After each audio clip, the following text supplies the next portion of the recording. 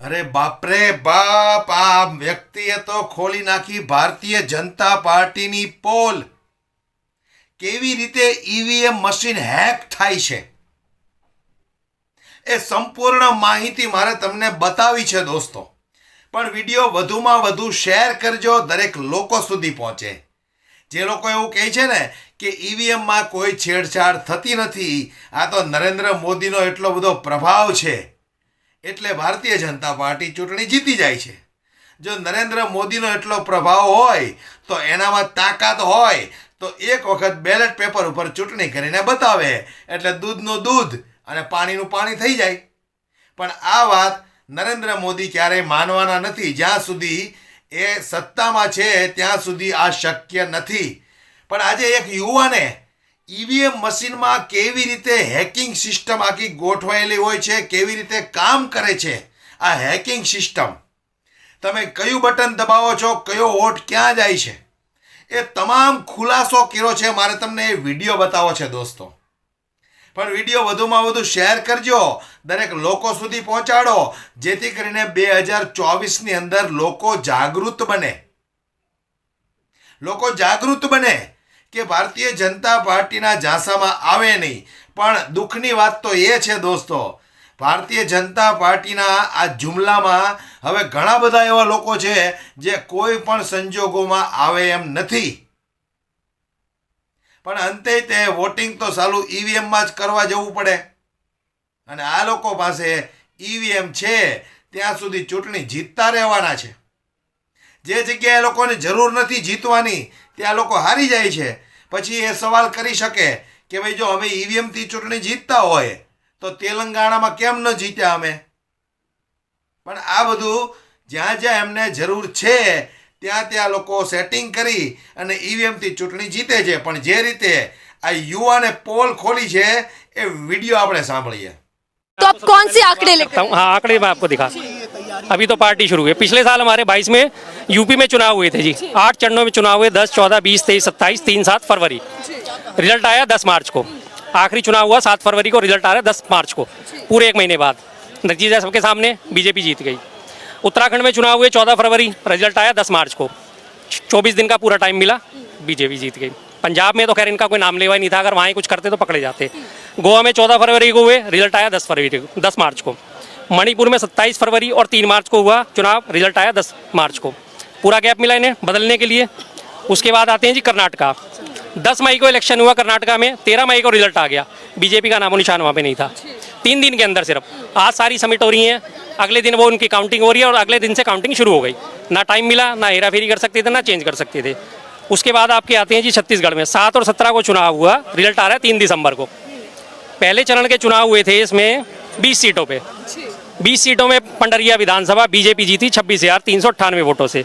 कवर्धा से जीती 39,592 से। खैरागढ़ से जीती ये राजनंद से जीती 45,000 वोटों से। पहले चरण के 11 सीटें वो जीत गई और सबका जो रेशो है 25,000 से ऊपर जा रहा है।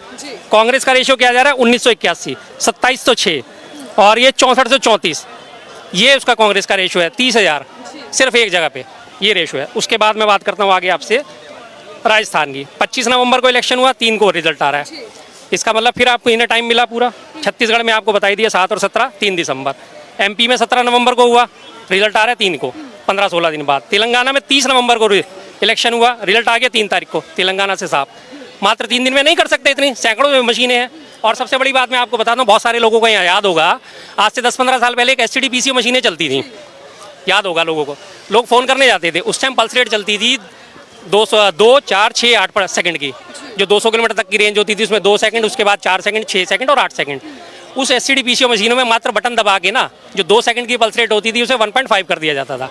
डिस्प्ले में वो हमेशा 2 सेकंड ही दिखाता था, जो कस्टमर कर रहा है 2 सेकंड के बाद बदलाव हो रहा है। लेकिन अगर उसने 20 सेकंड उसमें दिखा दिया तो एक्चुअल में उसका होता था 15 सेकंड। और जब वो STD-PCO मशीन वाला शाम को डिटेल निकालता था तो उसे पता चलता था कि मेरी मशीन से आज बात तो 1 घंटे की हुई है और मैंने इसमें कमा 1.5 घंटे का लिया है। इस तरह से उसमें हेरा फेरी होती थी और कस्टमर को सामने ये दिखता था डिस्प्ले में। तो वही चीज़ अब इसमें हो रही है। अब लोग कहते हैं ईवीएम हैक नहीं हो सकती, क्यों नहीं हो सकती भाई हैक?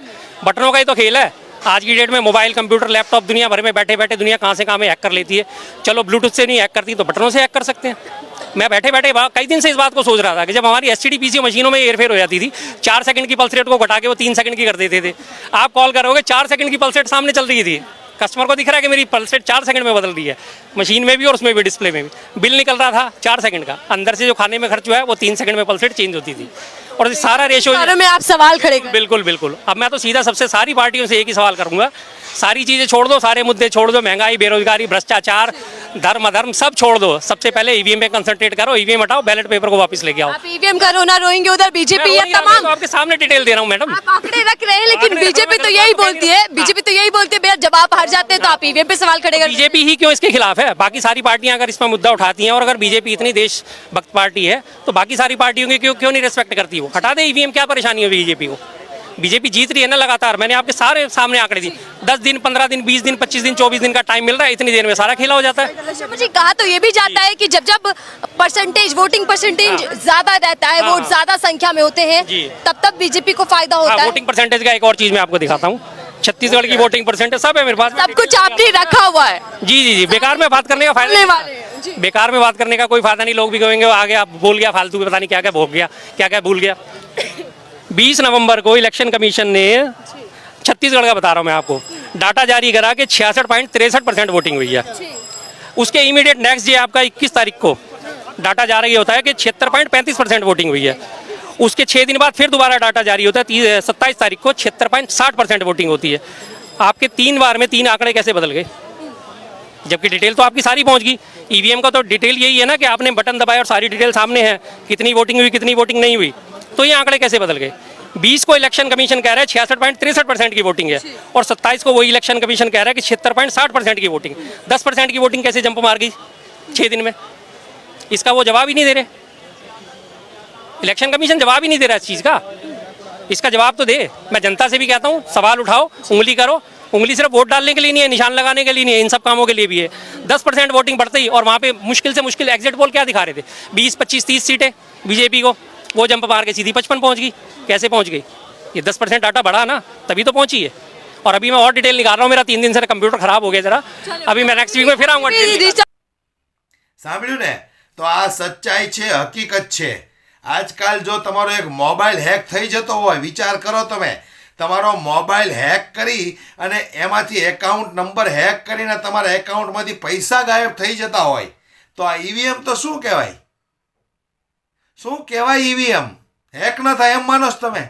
આખી સિસ્ટમ ભારતીય જનતા પાર્ટીના હાથમાં છે.